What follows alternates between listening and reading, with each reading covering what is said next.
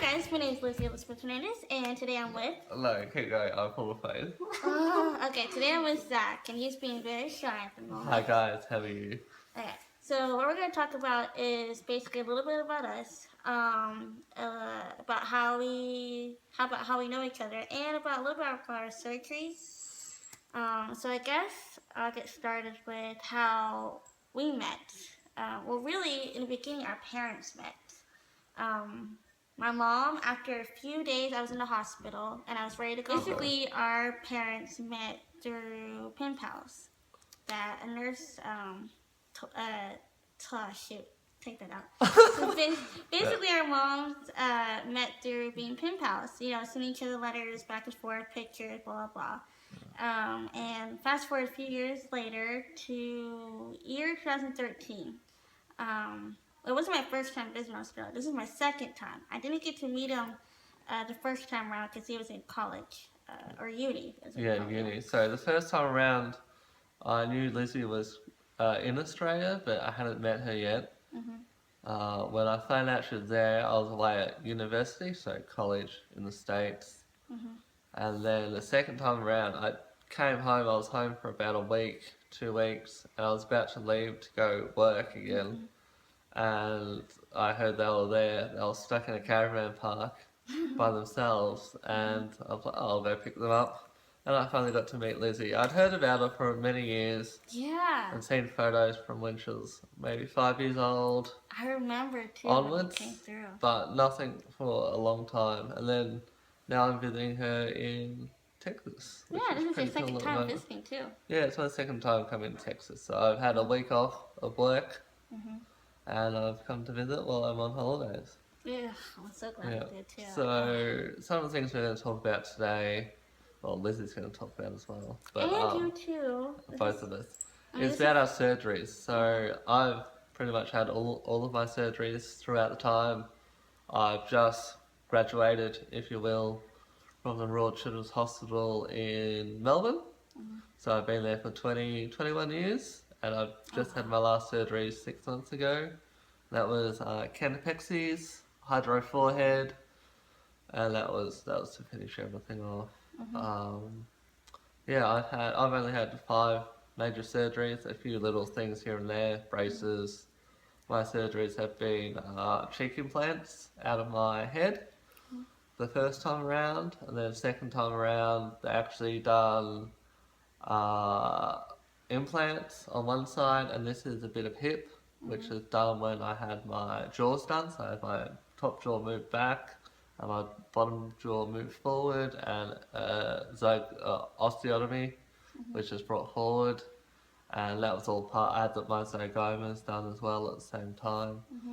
I've got one good ear, one real ear, and one, I don't know, little ear, you can probably say.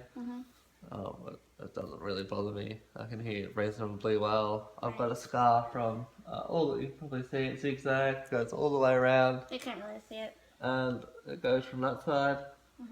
But yeah, it's all the way across my head from pulling my face down to put my cheekbones in. For some reason, that part just freaks me out. Yeah. But it's been good. So I'm at the end of my surgeries, but Lizzie's actually having a surgery next week. Oh, like so that's 4 the main reason days. for our video today, is her surgery. So would you like to tell them what your surgery is about? Well, basically my surgery is going to be about all the details that I can remember. Is all they're going to do, here, I'm going to take off my glasses for this. Oh gosh, I'm glasses at that. Okay, basically all they're going to do is move my lower jaw and my upper jaw forward by stretching and breaking some of the bones and muscles. No, you're not gonna break any muscles. You're just gonna stretch that out. And I'm gonna have my mouth wired shut, and I'll have like a retainer keeping everything in place. I'll have my wires in for about 2 weeks. I think the last video I told you I'll only have for a week, and I was wrong. It was actually going to be for 2 weeks, which isn't bad. I think other people have had it in for longer. Like all of us, our surgeries require different things. Like Zach's jaw wasn't done the same way that I'm gonna have my jaw done. Yours are done pretty old school, right? Yeah, mine was done old school, so I went to the doctor with Lizzie the other day. She actually had a 3D molded image of her jaw. I'll put the pictures It in was here right printed, now. it was pretty cool.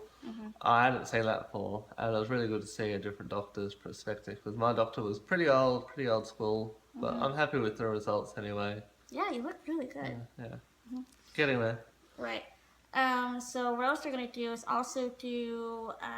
They're gonna move my chin forward, but while doing that, I have an embedded tooth right here. I believe here, and it's infected, and it still is. And not unfortunately, they're gonna take it out anyways. They have to. I mean, they gotta move this forward. And on the inside, there's gonna be some titanium plates keeping all that together. I only have minimum scars right here, basically, just 2 tiny little scars, and everything's gonna be done on the inside. So basically, they're gonna open my mouth and do everything all from inside. So that there's like no scarring on the outside, or just a little bit. I think that's it for my jaw. I know that after I heal up from my jaw, I will be having my cheek implants, a little different from his.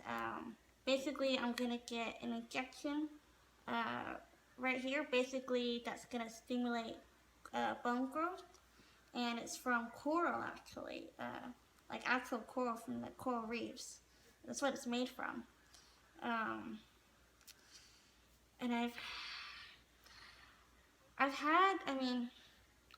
this is gonna be my most major surgery that I'm gonna have ever, more than my ears, and my ears are pretty rough. That was 6 surgeries.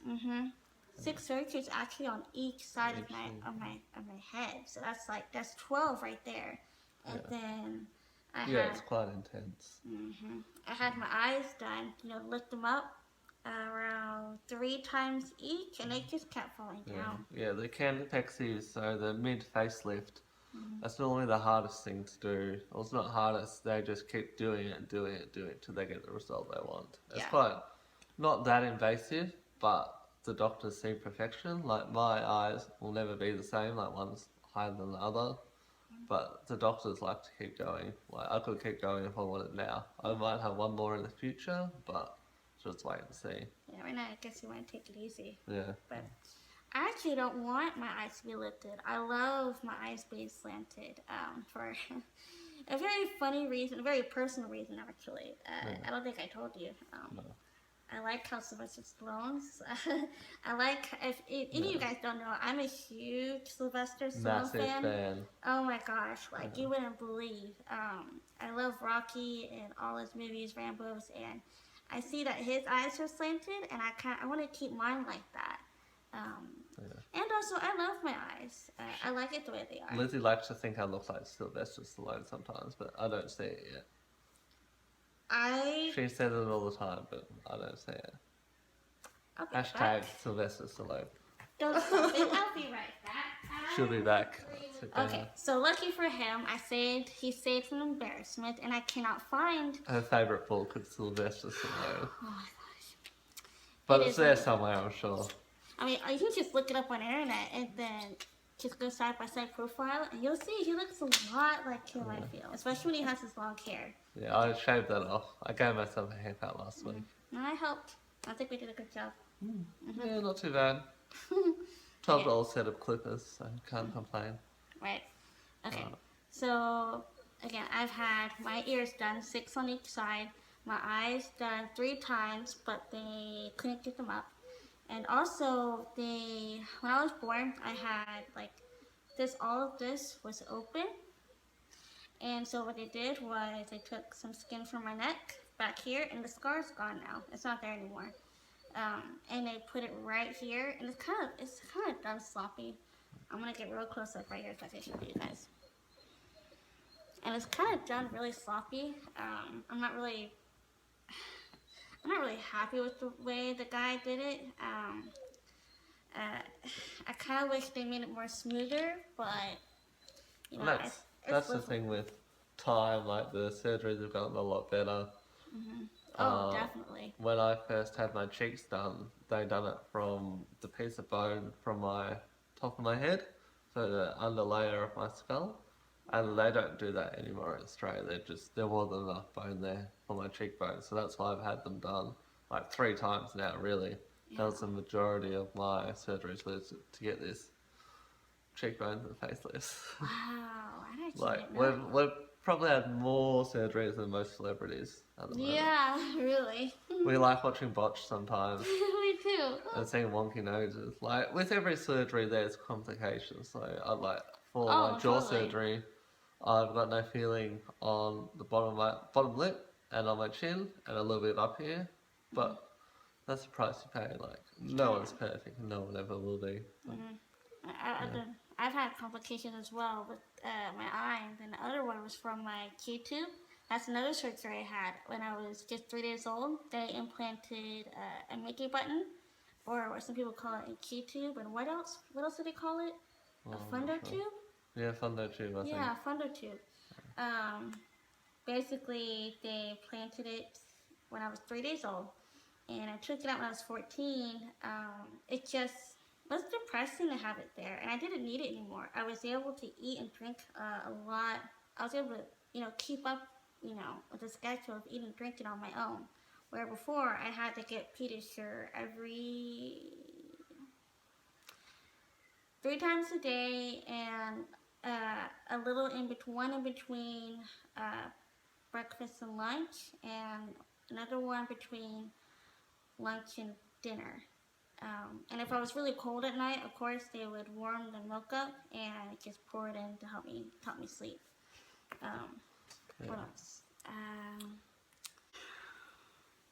Okay, my ears, my eyes, my Q-tube button.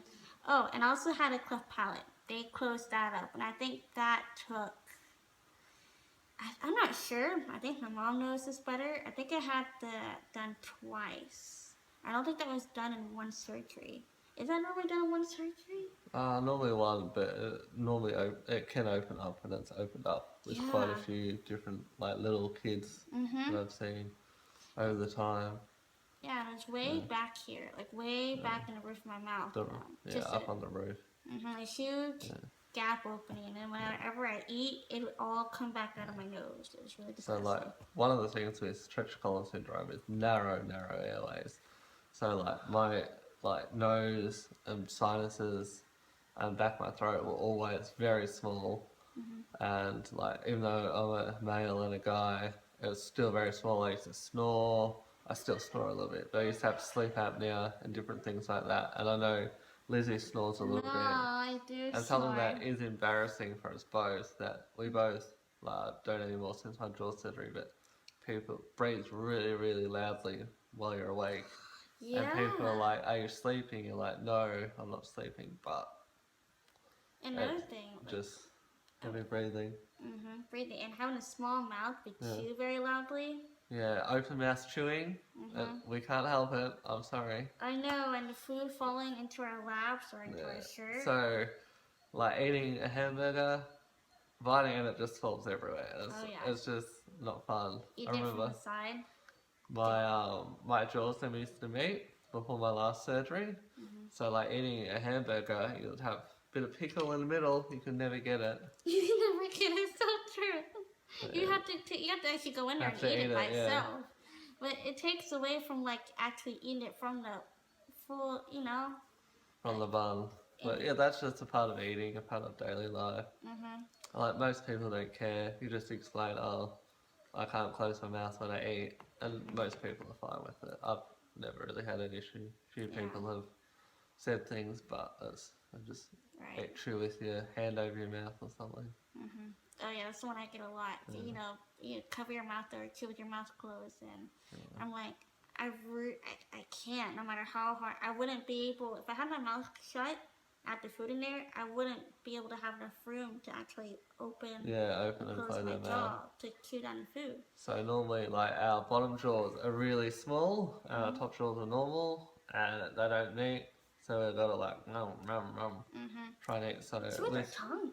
yeah, with our tongue a lot. So we use our tongue, and it's just moving our bottom jaw forward, our chin out, and then so like my jaw was a little bit curved, so I brought that forward. Lizzie's is quite normal. Yeah, I'll show y'all pictures again. I have pictures on my phone. I'll place them on the screen for you guys to see. After a surgery, she'll be even better looking. She'll have a chin like mine, which I'm pretty happy Only with. better though, of course. Yeah, just bigger. I'm American joking. dad. This is very well done. I'm very proud of his doctor, actually. He did a really good job. Yeah, so I've got a few good doctors in Australia, and it was good to meet an American doctor and a few different people over the time. And my doctor's young, so I guess with him being young, from part your doctor being old school, my doctor being young, I guess I might be having it easier because, you know, a young doctor wants to do, you know, the new ways and everything. So I think he had it harder than I'm about to have it, honestly. Yeah. What else? I think that's all the surgeries I've had. No. There's actually one more. When I was born, and my mom breastfed me or bottle fed me, whichever she picked. I don't remember.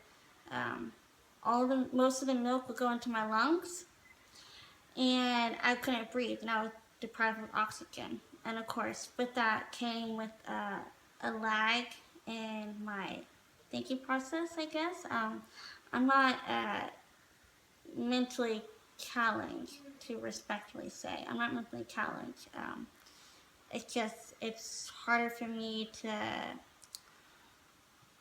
how do I put it? Just to sometimes explain what you mean in a responsive time, like exactly. instead of being like bam bam, it's what am I saying, think through it. and just think through it. But it's perfectly normal. Oh yeah. So basically, besides the oxygen, when the milk went down to my lungs and they noticed this, I was turning blue. My mom rushed me to Texas Children's Hospital in Dallas, and they quickly figured out what was the problem, and they took me into immediate surgery. They opened up my chest cavity, and they put basically right where the tube where what is it called, like the flap opens and closes. Trachea. Trachea. Right there, right around here somewhere should be where it should be. And basically everything can go down, but nothing can come back up. And it's torturous when I have to throw up. No, really, She can't throw up. It's painful. Yeah. I could get it taken out, but that would mean opening up my chest cavity. Yeah. So that's definitely not what I want to do. No, you don't need that. So I'm gonna keep it probably for the rest of my life until the day I die. But okay, before we end this video, which by the way, I hope you guys enjoyed it. This is actually my first collab, and I'm so excited this was Zach. I don't have a YouTube channel, and anything that I'm on YouTube for, you shouldn't search for. Yeah. But anywho, I wanted to give some piece of advice for anybody out there who's younger and has Treacher Collins Syndrome. And I think it's very important when you're making friends. Know when it's a toxic friendship and when it's a right friendship. I think that's very important because toxic friendship is basically when you're being, when you're being used, when you're being manipulated, and just being, just being used for your kindness and sweetness, and people take advantage of you. Know that you can say no. That's a big one. With making friends, I wanted everyone to be my friend when I was little. When I started to go to junior high and high school, I wanted everyone to be my friend. So I would give everyone,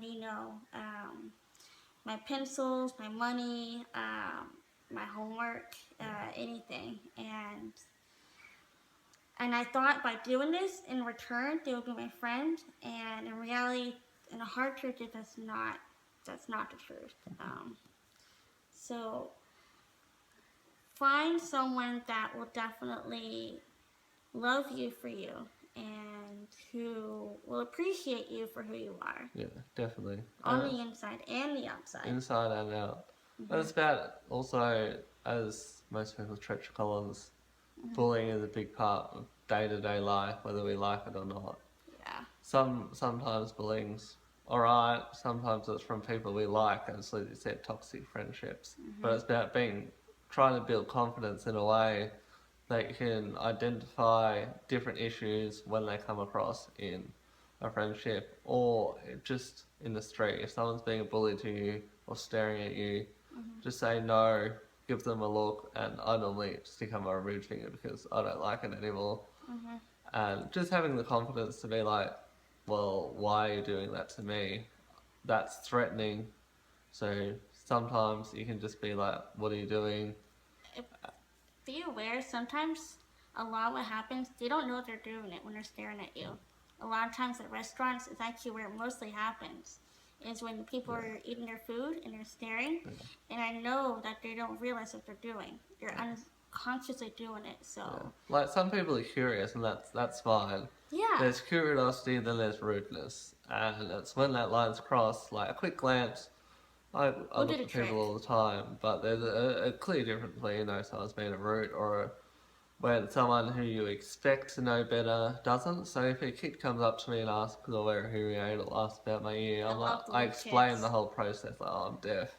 Then if they're old enough, I'll say I've got Treacher Collins Syndrome. But if they're an educated person, say 50 years old, or someone my age, who I know that's got that assumed knowledge about life and people with disabilities, Treacher Collins Syndrome, deafness and whatnot. That's when someone like that crosses the line that I get upset. Yeah. So I wanted to let you guys know that before. And of course, in the future, I'll give you guys more tips and advice about living with Treacher Collins Syndrome.